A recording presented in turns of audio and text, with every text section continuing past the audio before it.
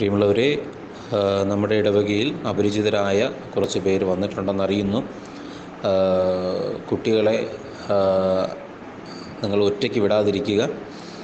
എപ്പോഴും മാതാപിതാക്കൾ കൂടെ ഉണ്ടായിരിക്കുക.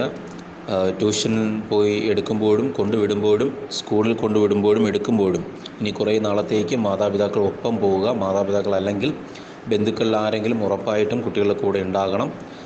10ാം ക്ലാസ് വരെയുള്ള കുട്ടികളുടെ കൂടെ ഉറപ്പായിട്ടും മാതാപിതാക്കൾ ഉണ്ടായിരിക്കണം. കാരണം ഇന്ന് അപരിചിതരായ 1-2 പേരെ നമ്മുടെ പൊഴിക്കര ഉദയ ഗ്രൗണ്ടിനടുത്ത് കണ്ടിരുന്നു എന്ന് പറഞ്ഞു. അതുമല്ല, ഇന്നൊരു അരമണിക്കൂർ മുമ്പ് ആ ഭാഗത്തുള്ള ഒരു കുട്ടിയെ ഇതിലൊരാൾ വിരട്ടി ഒട്ടിച്ചു. അദ്ദേഹത്തിന് അതിൽ സിറിഞ്ചുണ്ടായിരുന്നു എന്ന് പറഞ്ഞു. ആ കുട്ടി തന്നെയാണ് ഇത് പറഞ്ഞിട്ടുള്ളത്.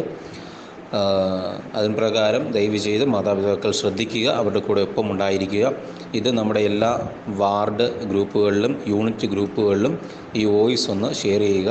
എല്ലാവരും ഒന്ന് അലേർട്ടായിട്ടിരിക്കുക. കഴിയുന്നതും കുട്ടികളെ ഒറ്റയ്ക്ക് വിടാതിരിക്കുക. ഒറ്റയ്ക്ക് വിടാതിരിക്കുക, ശ്രദ്ധിക്കുക.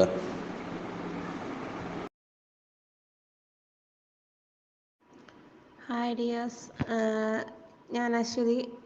ഇവിടെ ഞങ്ങളുടെ വീടിനടുത്തുനിന്ന് ഒരു കുട്ടീനെ പിടിച്ചുകൊണ്ട് പോയിട്ട് വഴിയിൽ വെച്ച് ആരോ കണ്ടു. അങ്ങനെ അയാളെ പിടിച്ചപ്പോഴത്തേക്കും അയാളുടെ കയ്യിൽ തോക്കൊക്കെ ഉണ്ടായിരുന്നു. അങ്ങനെ പോലീസിൽ അറിയിച്ചിട്ട് പോലീസ് പിടിച്ചുകൊണ്ട് പോയി അയാളെ. കൊച്ചിനെ രക്ഷപ്പെടുത്തി.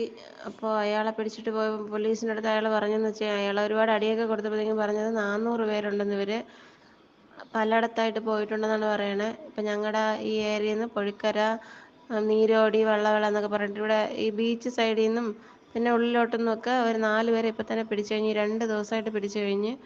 ഇനി എങ്ങോട്ടൊക്കെ പോയിട്ടുണ്ടെന്നൊന്നും അറിഞ്ഞുകൂടാ. അതുകൊണ്ട് എല്ലാവരും കൊച്ചുമക്കളൊക്കെ ഉള്ളവരാണ്. 10ാം ക്ലാസ് വരെയുള്ള കുട്ടികൾ, +1 +2 ഒക്കെ ആകുമ്പോഴത്തേക്കും അവർക്ക് കുറച്ചുകൂടെ അറിവൊക്കെ ആവുമല്ലോ. അപ്പോൾ അതുവരെയുള്ള ആൺകുട്ടികളെയും പെൺകുട്ടികളെയും പ്രത്യേകം സൂക്ഷിക്കണം. ഒറ്റയ്ക്കൊന്നും എവിടെയും വിടരുത്.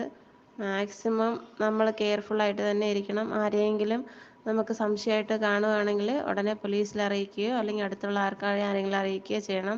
കുട്ടികളുടെ അടുത്തും പുറത്ത് പോകുമ്പോഴത്തേക്കും അമ്മ വിളിക്കുന്നു, അച്ഛൻ വിളിക്കുന്നു എന്നൊക്കെ പറഞ്ഞ് ആരെങ്കിലും വന്ന് വിളിച്ചു കഴിഞ്ഞാൽ പോരുതെന്നൊക്കെ പറഞ്ഞ് നല്ല അലേർട്ടായിട്ടിരുത്തണം. അവനവൻ്റെ സ്കൂളുകളിലും ടീച്ചർമാരുടെ അടുത്തും കുറച്ചുകൂടെ ഒന്ന് അലേർട്ടായിട്ട് കുട്ടികളെ നോക്കിക്കോളാൻ വേണ്ടിയിട്ട് പറഞ്ഞേക്കണം.